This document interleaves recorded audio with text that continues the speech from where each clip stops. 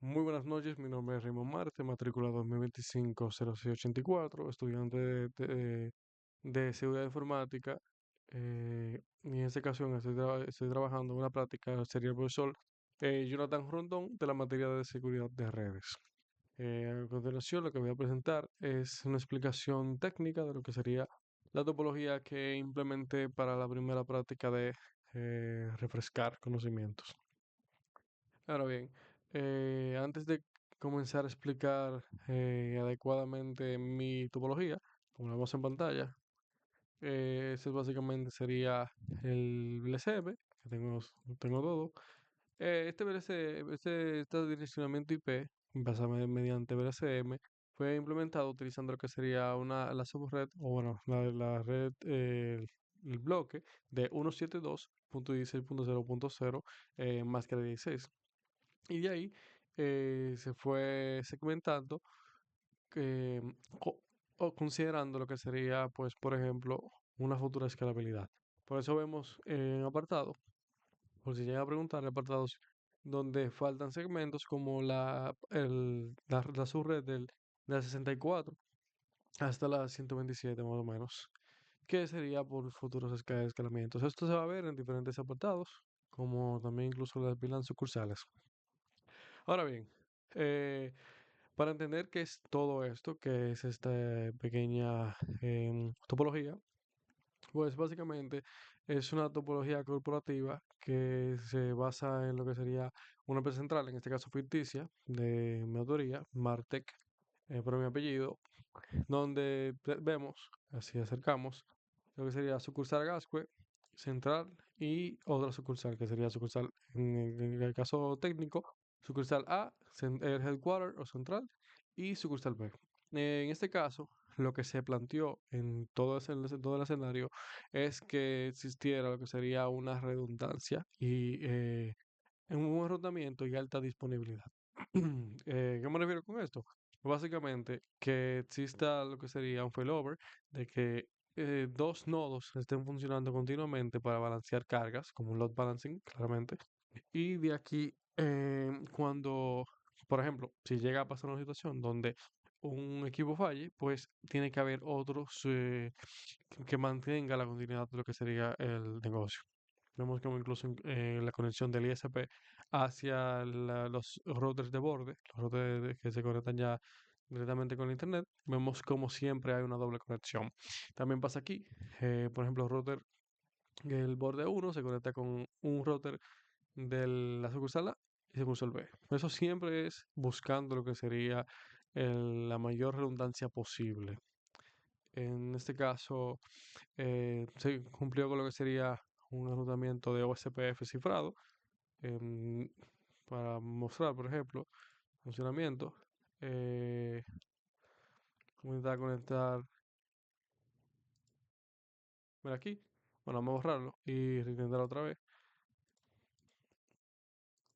Vemos que vamos a successful, básicamente nos da conexión a internet.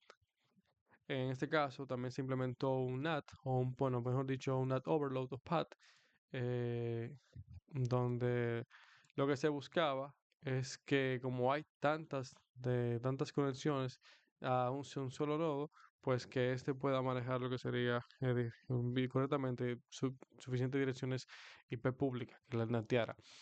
Ok, entonces, siguiendo con esto, también no se implementó un DHCP vía server, sino básicamente se implementó un DHCP en router, pero no fue un DHCP normal. Básicamente fue un DHCP split scope, o bueno, básicamente alcance dividido, donde no solo el enrutamiento o la conexión a internet va a ser redundante, también el DHCP.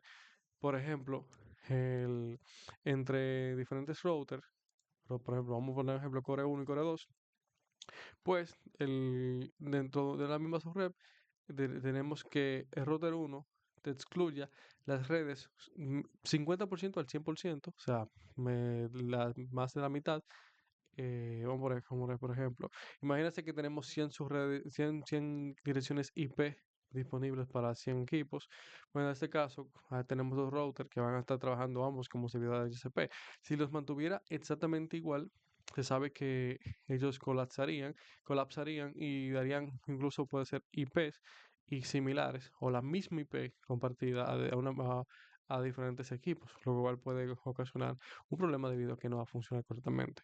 Entonces lo que hice fue que básicamente el router 1 excluyera todas las direcciones de red desde la 51 hasta la 100 y en el router 2 que incluyera de la 1 hasta la 50. ¿Por qué?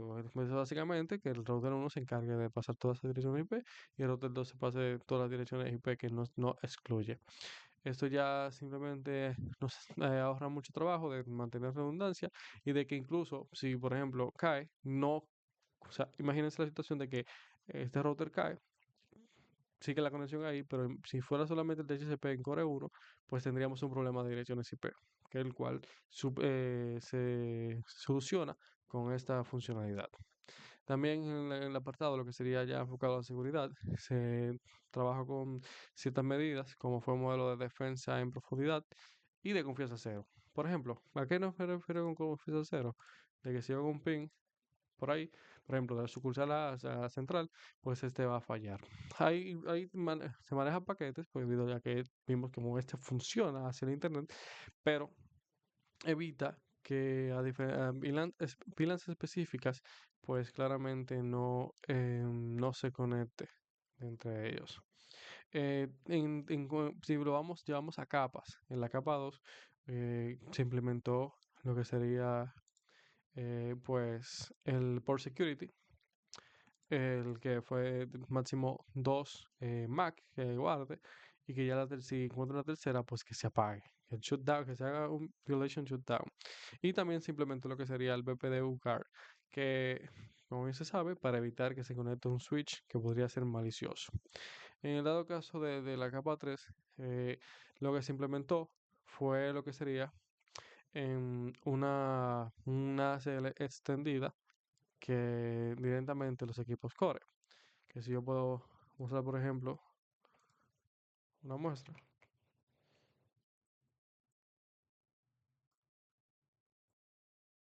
Vemos como tengo esta ACL extendida que se llama Defensa SOC. Básicamente, para poner un ejemplo de cómo sería. Que con muchas distintas reglas, como vemos. Que por ejemplo, voy a poner una a prueba ahora mismo. Eh, una de estas es que cuando yo quiera, por ejemplo, vamos a conectar, ese es por ejemplo la VLAN de servidores. Por ejemplo, imagínense que alguna computadora quiera hacer ping a esta, con la uno, que tiene la 196. Le pongo el ping 172.16.0.196. Me dice que el destination es host unreachable, básicamente que no puede alcanzar lo que sería el host. Básicamente eso es lo que me dice. Ok. Entonces, vemos falla. Si yo, por ejemplo, salgo del command prompt y lo que hago es entrar al web browser, si yo, por ejemplo, pongo la dirección IP para que cargue, pongo la dirección IP en el web browser, vemos como si me carga lo que sería sus servicios de HTTP. ¿Esto por qué? Porque básicamente yo lo que evité que los comandos ISMP o de ping pues no funcionen hacia ese VLAN, pero sí que funciona lo que sería el puerto 80, el puerto 443 de HTTP y HTTPS. Otro que se implementó fue, por ejemplo, tenemos aquí una PC1 de gestión. Esta PC es la que se encarga de conectarse a lo que son los distintos equipos que están dentro de la VLAN 10. Pero, por ejemplo, este es el 177. Si yo, por ejemplo, voy a usar cualquier computadora, command prompt, pongo un SSH, -L, admin, y pongo la dirección 1.7, 172.16.0.177. Me dice que el connection refuse by remote host, básicamente por el router. Pero si yo hago lo mismo, mira aquí, por ejemplo, incluso me está aquí, Pongo la contraseña.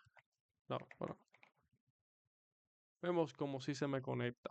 Debido a que básicamente la regla en lo que se basaba es que este bloquea cualquier tipo de intento de conexión, excepción de lo que sería esta dirección IP estática de gestión, que es la .180.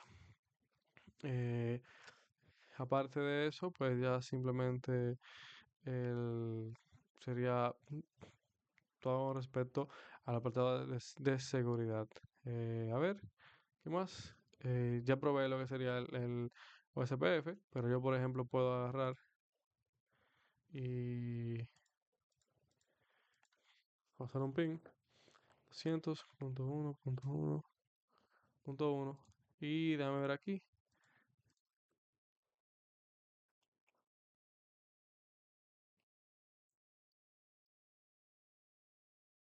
aquí. Entonces, está pendiente y me conecto aquí. Vemos como aparece que el Show IP NAT Translation, pues nos muestra la conexión. Mira aquí. Como vemos que tiene el overload, que básicamente le asigna un puerto específico, y ya simplemente ahí vemos cómo hacer la traducción del NAT. Eh, Aparte, se probó el SSH, que pide el admin y pide también su contraseña correspondiente. Ya lo siguiente, son los demás ACL que existen, pues básicamente son dentro de los equipos, los sucursal, que se basan, para mostrarlo rápidamente,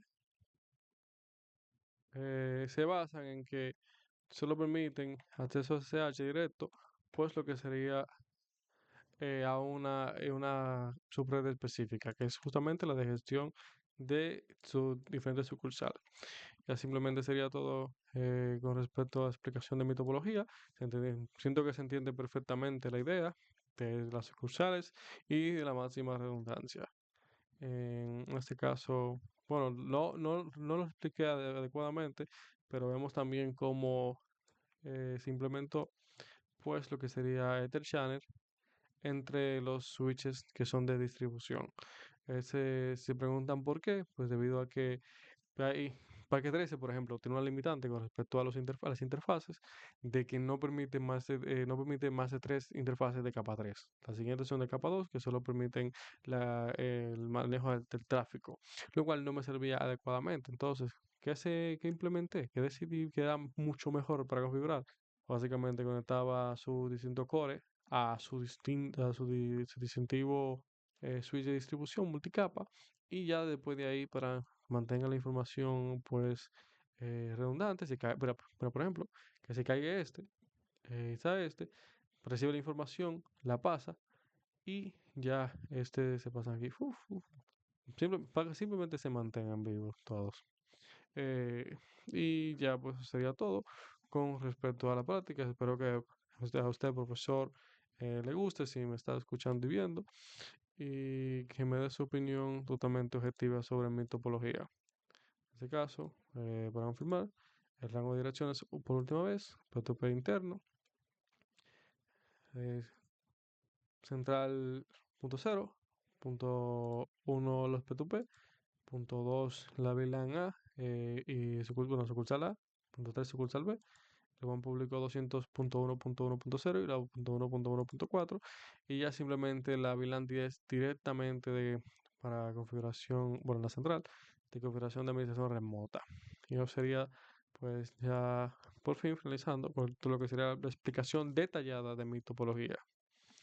Un placer y hasta el siguiente video.